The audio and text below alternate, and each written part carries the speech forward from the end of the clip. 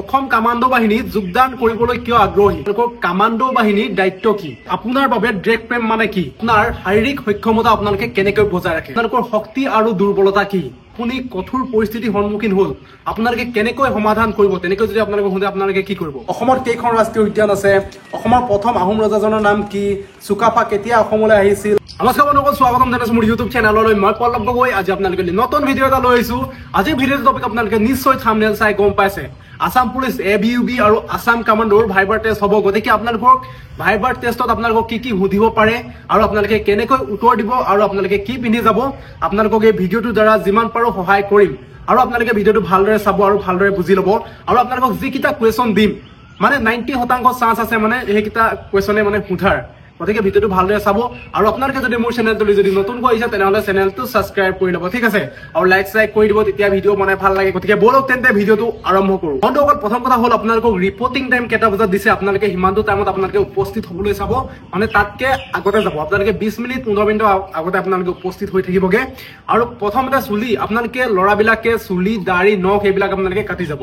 আপোনালোকে যদি চুলি দাড়ি নখ যদি ৰাখি যায় তেন্তে আপোনালোকৰ ডিচিপ্লিনটো বেয়া হৈ যাব। গতিকে ফৌজত মেইনকে কি হ'ল ডিচিপ্লিনটো লাগে। গতিকে আপোনালোকৰ সেই ডিচিপ্লিনটো চাব। আপোনালোকে যদি চুলি জাবৰ কৰি যায় বা দাড়ি ৰাখি যায় বা নখ দীঘলকে থৈ যায় সেইবিলাক আপোনালোকৰ চাব। গতিকে আপোনালোকে তাত মাইনাছ খাই যাব যদি আপোনালোকে চুলি দাড়ি কাটি নাযায়। গতিকে আপোনালোকক ক'লো যে ল'ৰাবিলাকে চুলি দাড়ি এইবিলাক আপোনালোকে কাটি যাব। এতিয়া আপোনালোকে সাজপাৰ কি ব্যৱহাৰ কৰিব? ছোৱালীবিলাকে চুইজাৰ পিন্ধি যাব পাৰে, নহ'লে আপোনালোকে চাদৰ পিন্ধি যাব পাৰে। আৰু আপোনালোকে জোতাযোৰ মানে বৰ হিল থকা হ'ব নালাগে, মানে ফ্লেট হ'ব লাগে ছোৱালীবিলাকৰ। আৰু ল'ৰাবিলাকে চাৰ্টটো আকাশী ৰঙৰ চাৰ্ট হ'ব লাগে, নহ'লে আপোনালোকৰ বগা চাৰ্ট হ'ব লাগে ফৰ্মেল। আৰু পেণ্টটো হৈছে আপোনালোকৰ ব্লেক হ'লেও হয় আৰু আপোনালোকৰ নেভি ব্লু হ'লে মানে সেইকেইটা পিন্ধিলে মানে ভাল লাগে। আৰু নেভি ব্লু আৰু ব্লেক পেণ্টটো ব্লেক হ'ব লাগে ফৰ্মেল। আৰু আপোনালোকৰ জোতাটো আপোনালোকে কি পিন্ধিব লাগে জানে? চামৰা জোতা মানে ব্লেক হ'ব লাগে। আৰু আপোনালোকে মানে কি হয় পলিচ মাৰি মানে টিকটিকিয়া কৰি লৈ যাব লাগে, মানে চাকা হ'ব লাগে। আৰু আপোনালোকে ট্ৰাই মাৰি যাব পাৰে, ট্ৰাই মাৰিলে ভাল লাগে। আপোনালোকে মাৰি যাব পাৰে, নেমাৰিব পাৰে, নেমাৰিলেও কোনো কথা নাই, মানে ট্ৰাইডাল মাৰিলে ভাল লাগে সেইকাৰণে ক'লো। আৰু আপোনালোকে ইস্ত্ৰি মাৰি ধুনীয়াকে যাব, ধুনীয়াকে টাকাকে গ'লে আপোনালোকৰ নিজৰে ভাল আৰু দেখিবলৈও ভাল লাগে ইস্ত্ৰি মাৰি গ'লে। গতিকে আপোনালোকে কাপোৰযোৰ ইস্ত্ৰি মাৰি পিনে ভালকে যাব। আৰু আপোনালোকে অলংকাৰ বা গহনা আপোনালোকে বেছিকৈ পিন্ধি নাযাব। আৰু আপোনালোকক চুলি নখ দাড়িৰ কথা আপোনালোকক মই কৈছোৱেই। আৰু আপোনালোকে বেছিকে পাৰফিউম মাৰি নাযাব, ঠিক আছে? বেছিকৈ মানে অভাৰ পাৰফিউম মাৰি গ'লেও বেয়া। গতিকে আপোনালোকে সেইটো মেইনটেইন কৰিব। আৰু আপোনালোকক এইটো ইস্ত্ৰিৰ কথা কৈছো, কাপোৰযোৰ ইস্ত্ৰি মাৰি দিব। আৰু যেতিয়া আপোনালোকক ৰুমলৈ মাতিব তেতিয়া আপোনালোকে মানে দুৱাৰখন না জোৰেকে আপোনালোকে ঠেলি পিনে নাযাব, মানে লাহেকে ঠেলি পিনে ভদ্ৰভাৱে গৈ পিনে মানে গুড মৰ্ণিং ছাৰ, নমস্কাৰ ছাৰ তেনেকে আপোনালোকে ক'ব পাৰে। আৰু আপোনালোকক যেতিয়া বহিব নিদিয়াৰ আগতে আপোনালোকে বহি নিদিব, ঠিক আছে? আপোনালোকক যেতিয়া চিট ডাউন কৰিব তেতিয়া আপোনালোকে বহিব, নহ'লে মানে কিছুমান ল'ৰাই বহি দিয়ে। গতিকে তেনেকুৱা নকৰিব, সেইবিলাকো চাই। ভাইবাৰ ৰুমত আপোনালোকে এতিয়া কেনেকৈ থাকিব?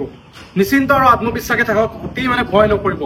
আপোনাৰ উত্তৰ আৰু আচৰণ চাব আৰু প্ৰশ্নবোৰ মানে মনোযোগ দি শুনিব আৰু সৰলভাৱে উত্তৰ দিব। আৰু নিজৰ কথা চমুকৈ ক'ব আৰু স্পষ্টকৈ ক'ব। পোনপটীয়াকৈ উত্তৰ দিব। যদি জানে কনফিডেণ্টত ক'ব, যদি নাজানে মাফ কৰিব, এইটো সঠিককৈ মই নাজানো তেনেকে আপোনালোকে ক'ব। প্ৰথম আপোনালোকৰ পৰিচয়টো দিব ক'ব, আপোনালোকৰ নাম ঠিকনা, আপোনালোকৰ শিক্ষাগত অৰ্হতা কি আৰু আপোনালোকৰ কিহত আগ্ৰহী। আপোনালোকে কিহত আগ্ৰহী বুলি ক'লে আপোনালোকে ক'ব যে মই অসম কামাণ্ডো বাহিনীত যোগদান দিবৰ বাবে অতি আগ্ৰহী, তেনেকে ক'লে হ'ব। তাৰপিছত আপোনালোকক সুধিব পাৰে যে অসম কামাণ্ডো বাহিনীত যোগদান কৰিবলৈ কিয় আগ্ৰহী। তেনেকে যদি আপোনালোকক সোধে তেতিয়া আপোনালোকে ক'ব যে দেশ আৰু ৰাজ্যৰ সেৱা কৰিব বিচাৰো। তাৰপিছত হৈ গ'ল আপোনালোকৰ অসম কামাণ্ডো বাহিনী সাহস আৰু শৃংখলাবদ্ধ আৰু পৰিশ্ৰমৰ প্ৰতীক। আৰু এই বাহিনীত অংশগ্ৰহণ কৰি জনসাধাৰণৰ সুৰক্ষাৰ বাবে কাম কৰিব বিচাৰো, তেনেকে ক'লে আপোনালোকে হ'ব। তাৰপাছত আপোনালোকক এইটো কুৱেশ্যন সুধিব পাৰে, আপোনালোকৰ শক্তি আৰু দুৰ্বলতা কি। আপোনালোকক যদি তেনেকৈ সোধে আপোনালোকৰ শক্তি কি বুলি ক'ব? কঠোৰ পৰিশ্ৰম আৰু শৃংখলাবদ্ধ। আৰু আপোনালোকৰ দুৰ্বলতাটো হৈছে আপোনালোকে মই যেতিয়া কাম কৰোঁ সেই কামটো শেষ নোহোৱালৈকে মোৰ শান্তি নালাগে। দুৰ্বলতা আপোনালোকে তেনেকৈ ক'ব পাৰে, অলপ বহলাই পিনে ভালকে আপোনালোকে সেইটো ক'ব। তাৰপাছত আপোনালোকক এইটো কুৱেশ্যন সুধিব পাৰে যে অসমৰ ইতিহাস আৰু সাংস্কৃতিৰ বিষয়ে তুমি কি ক'ব পাৰিবা। আপোনালোকে তেতিয়া অসমৰ ইতিহাস আৰু সাংস্কৃতিৰ বিষয়ে মানে গুৰুত্বপূৰ্ণ কেইটামান লাইন আপোনালোকে কৈ দিব। নেক্সট কুৱেশ্যন আপোনালোকে এইটো সুধিব পাৰে যে আপোনালোকৰ কামাণ্ডো বাহিনীৰ দায়িত্ব কি, দায়িত্বসমূহ কি কি। তেনেকে যদি সোধে তেতিয়া আপোনালোকে ক'ব যে সুৰক্ষা, দুৰ্যোগ ব্যৱস্থাপনা আৰু বিশেষ অভিযানত অংশগ্ৰহণ কৰা, তেনেকে আপোনালোকে ক'লেই হ'ল। আৰু মানে অলপ কৈ দিব আৰু আপোনালোকে মিলাই। এতিয়া আপোনালোকক বহলাই ক'লে মানে বহুত দীঘল হৈ যাব, গতিকে আপোনালোকক মই চমুকৈ কৈ দিছো, আপোনালোকে অকণমান বহলাই ক'ব পাৰে। নেক্সট কুৱেশ্যন কৰিব পাৰিছে আপোনাৰ শাৰীৰিক সক্ষমতা আপোনালোকে কেনেকৈ বজাই ৰাখে। তেনেকে যদি আপোনালোকক সোধে তেতিয়া আপোনালোকে ক'ব ব্যায়ামৰ কথা ক'ব, আপোনালোকে খাদ্যৰ কথা ক'ব, তাৰপিছত আপোনালোকে আৰামৰ কথা ক'ব পাৰে।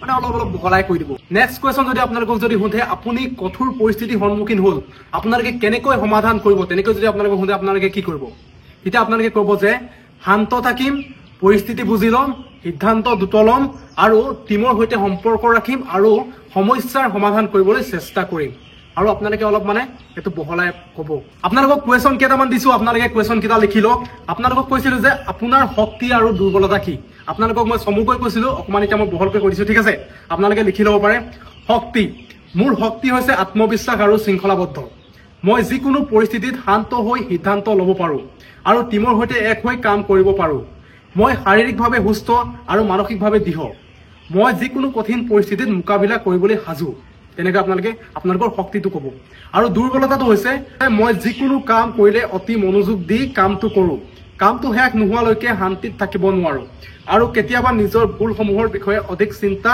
কৰি দুচিন্তাত মই পৰি যাওঁ তেনেকৈ আপোনালোকে ক'ব পাৰে নেক্সট কুৱেশ্যন কৰিব পাৰে যে আপুনি নিজৰ সময় কিদৰে ব্যৱহাৰ কৰে মই সময়ৰ মূল্য বুজো মই দৈনন্দিন অনুশীলন কৰোঁ শাৰীৰিক কষ্ট কৰোঁ পঢ়া আৰু সমাজ সেৱাত নিজকে ব্যস্ত ৰাখোঁ তেনেকৈ আপোনালোকে ক'ব পাৰে তাৰপিছত আহি গ'ল আপোনালোকৰ নেক্সট আপোনাৰ শৈক্ষিক অৰ্হতা কি আপোনালোকে মানে শিক্ষাগত অৰ্হতা আৰু যোগ্যতা ক'ব আপোনালোকে বিদ্যালয় কলেজৰ নামবিলাক এইবিলাক কৈ দিব যদি আপোনাক এখন দুৰ্গম স্থানত ডিউটি পঠোৱা হয় আপুনি কিদৰে মোকাবিলা কৰিব এইটো কিন্তু ইম্পৰ্টেণ্ট হয় আপোনালোকে ভালকৈ শুনি লওক কুৱেশ্যনটো যদি আপোনাক এখন দুৰ্গম স্থানত ডিউটি পঠিওৱা হয় আপুনি কিদৰে মোকাবিলা কৰিব মানে সমাধান কেনেকৈ কৰিব আপোনালোকক সুধিছে তেতিয়া আনসাৰটো আপোনালোকে ক'ব পাৰে যে মই চমুকৈ লিখিছোঁ ঠিক আছে আপোনালোকে বহলাই এইটো অকণমান বহলাই ক'ব মই যিকোনো সময়ত যিকোনো স্থানত ডিউটি পালন কৰিবলৈ সাজু আছোঁ দায়িত্ব মোৰ প্ৰথম কৰ্তব্য মই মনোবল আৰু শৃংখলাৰে কাম কৰিম নেক্সট কুৱেশ্যন আপোনালোকক কৰিব পাৰে আপোনাৰ বাবে দেশ প্ৰেম মানে কি দেশ প্ৰেম মানে কি এইটো আপোনালোকক সুধিব পাৰে দেই দেশ প্ৰেম মানে হৈছে দেশৰ প্ৰতি নিস্বাৰ্থ ভাল পোৱা সঁহাৰি দায়িত্ব আৰু ত্যাগ